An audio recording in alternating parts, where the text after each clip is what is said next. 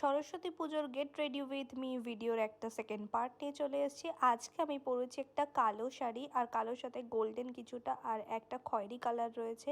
আর শাড়িটা যে পার্টটা দেখছো এত গর্জিয়াস, আমার ভীষণ পছন্দের। এটা আমার মায়ের শাড়ি। তো মুখে আজকে কিছুই মাখছি না, কিছুই মেকআপ করছি না, শুধু চোখে একটু কাজল পরে নিয়েছি।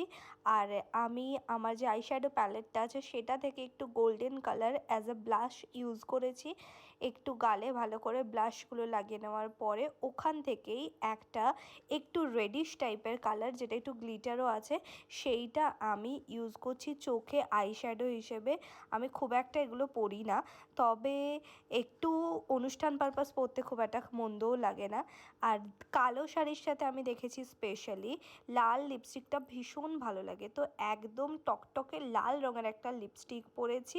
আর তারপরে চুলটাকে সুন্দর করে আঁচড়ে নিয়েছি। আর সচরাচর আমি মাঝেই সিঁথি দিয়ে দুপাশে চুলটাকে রেখে সমস্ত সময় সাজি, কিন্তু আজকে কি ইচ্ছে হলো সেজন্য একদিকে সাইডে সিঁথি কেটে চুলটাকে দুদিকে ভাগ করে নিয়েছি। আর তারপরে একটু সাইড ক্লিপ দিয়ে চুলটাকে সেট করে নিয়েছি। কানে পরেছি এই ইয়াররিংটা, যেটা আমার বিয়ের সময় আমি কিনেছিলাম। আর এর সাথে যে হারটা সেট রয়েছে সেই হারটা আমি গলায় পরেছি। তো আজকের ফাইনাল লুক এটাই। তারপর মনে পড়লো মাথায় সিঁদুর আছে, তবুও একটুখানি সিঁদুর পরলে নেহাত মন্দ লাগবে না, তাই একটু লিকুইড সিঁদুর পরে নিলাম।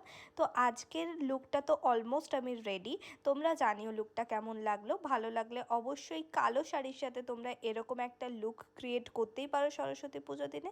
ভালো লাগলে ভিডিওটা একটা লাইক করে দিও। Thank you for watching guys.